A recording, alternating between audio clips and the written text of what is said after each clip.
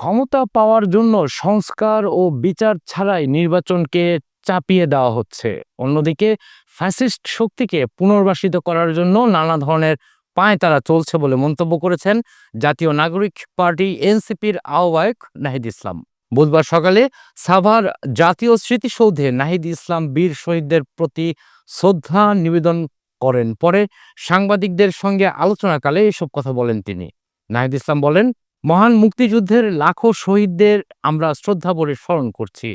তাদের রক্তের বিনিময়ে একটা স্বাধীনতা এসেছে। এই বাংলাদেশের মানুষ ইতিহাসের বিভিন্ন পর্যায়ে রক্ত দিয়েছে, জীবন দিয়েছে স্বাধীনতা অর্জনের জন্য ও অধিকারের জন্য। সেই দেশবিরোধী সংগ্রাম এবং স্বাধীনতা সংগ্রাম এর ধারাবাহিকতায় ২০২৪-এর গণ অভ্যুত্থান। সামনের দিনগুলোতে যাতে আমাদের জনগণকে আর রক্ত দিতে না হয়, এমনটাই প্রত্যাশা আজকের দিনে। বাংলাদেশের মানুষ ইতিহাসের বিভিন্ন পর্যায়ে রক্ত দিয়েছে, জীবন দিয়েছে স্বাধীনতা অর্জনের জন্য, গণতন্ত্রের জন্য, ন্যায় বিচার এবং অধিকারের জন্য। সেই উপনিবেশ বিরোধী সংগ্রাম থেকে আমাদের স্বাধীনতা সংগ্রাম এবং এর ধারাবাহিকতায় ২০২৪ সালের গণ অভ্যুত্থান।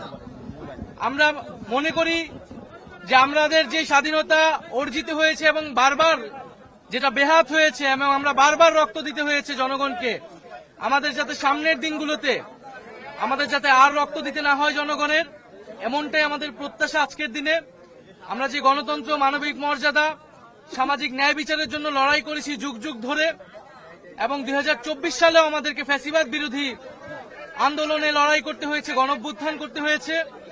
আমরা চাই একটি গণতান্ত্রিক রাষ্ট্র ব্যবস্থা বিনির্মাণের মাধ্যমে এবং আমাদের যে শাসন কাঠামো, আমাদের যে গণতান্ত্রিক প্রতিষ্ঠানগুলো, সেগুলো আবার সংস্কারের মাধ্যমে পুনর্গঠন করে একটি গণতান্ত্রিক রাষ্ট্র তৈরি করতে, যেখানে মানুষের ন্যায় বিচার নিশ্চিত হবে এবং মানুষকে বারবার আর রাস্তায় নামতে হবে না রক্ত দিতে।